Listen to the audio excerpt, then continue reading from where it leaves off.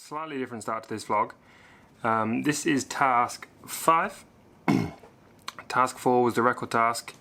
We didn't get back till about 3:30 in the morning or so, and then up the next day to fly this task, which is 155 kilometers with one turn point.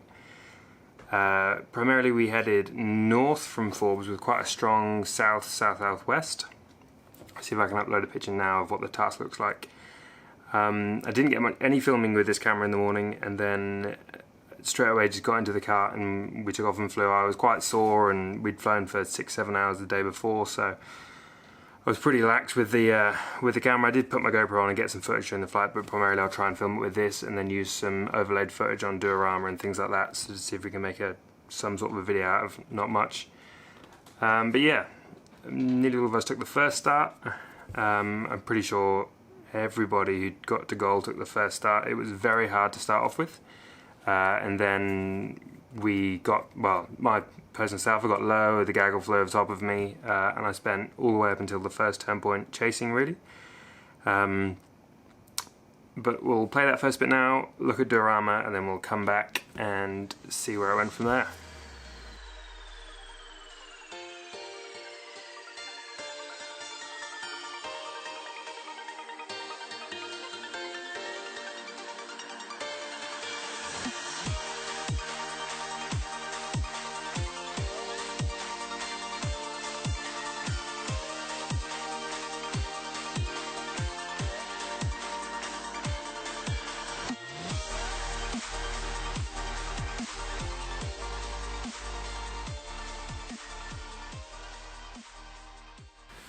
So at this point you can see I'm in a fairly good gaggle with Johnny and a few others, and then there's a gaggle further east, and it stays pretty much that way all the way to the first turn point, which you'll see coming up in this next section.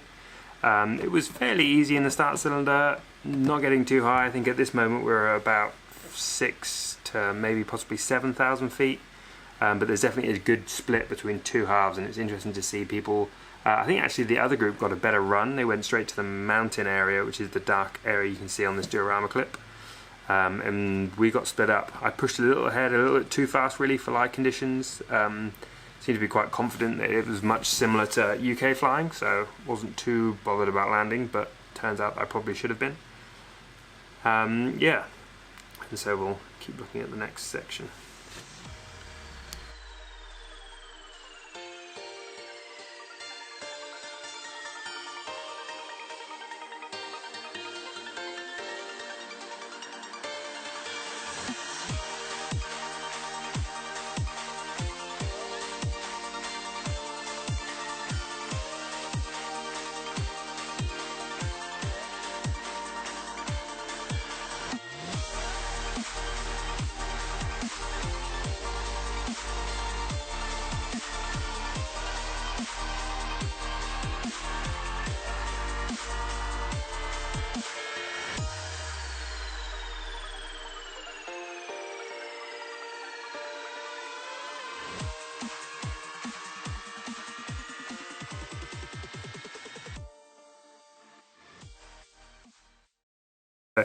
As you can see, pretty much bottom groveling all the way into that first turn point, which was around about, I think, 80 kilometers to that point.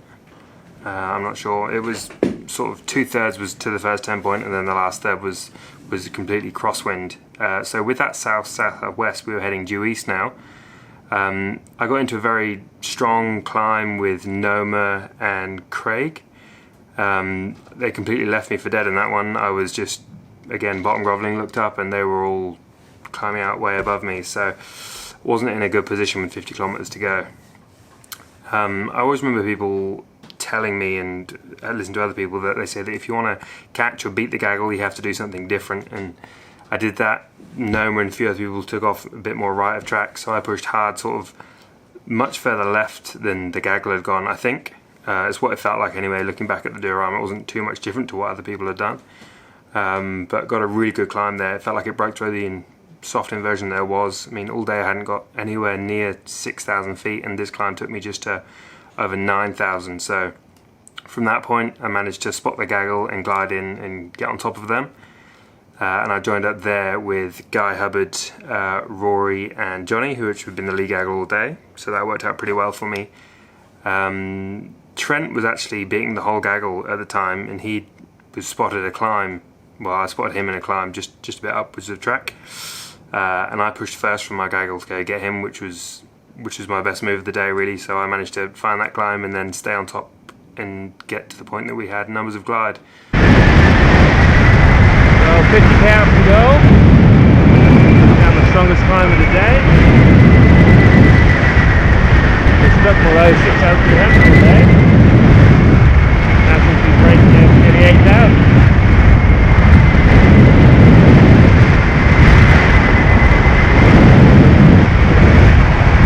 Got very rough coming into this climb. Not sure maybe if I've broken through an inversion layer. Could be an advantage I need. 7.4, 1,700, 50k from goal.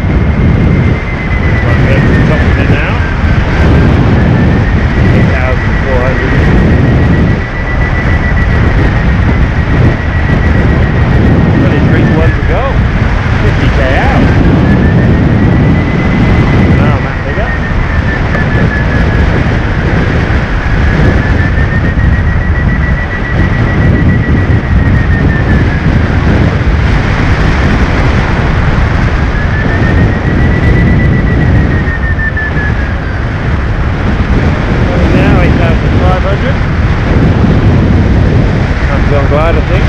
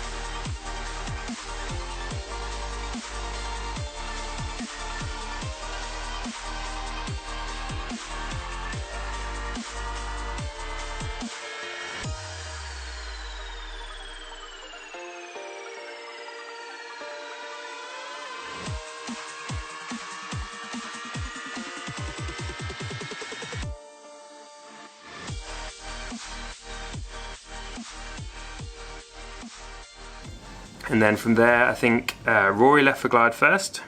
I know I can get Rory on glide. The RX5 is the best, or that even my setup with the RX5 and the X-Wings harness is by far the best glider for the final glide, and especially that first bit where you're not flying at full speed, but you're flying at best LD, maybe plus a bit.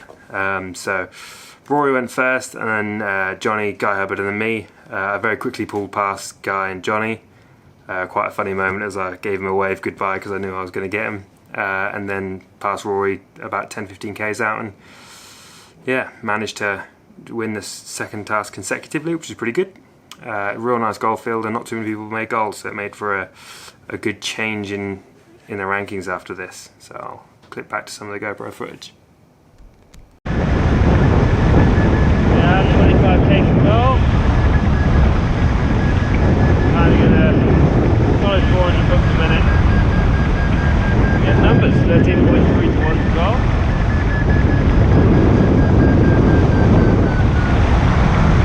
Cross headwind now. Cross tail.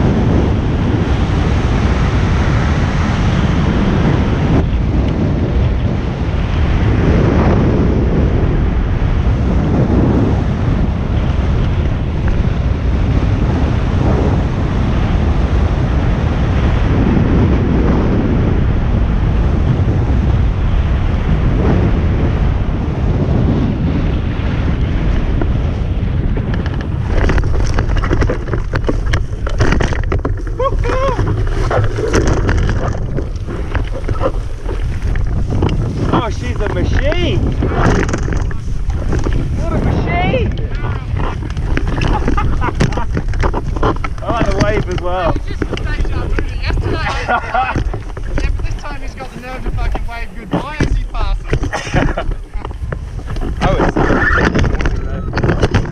You're sucking dick the whole day and then... Well, here we are, in goal. I was first, Johnny's second. Brewster could be moving up into first place. Most consistent of the comp so far. I think Guy was third. Here they are talking to Nils. Sweet, so that's it. Thanks for watching, and tomorrow we go back to task 6 where I did do some more filming.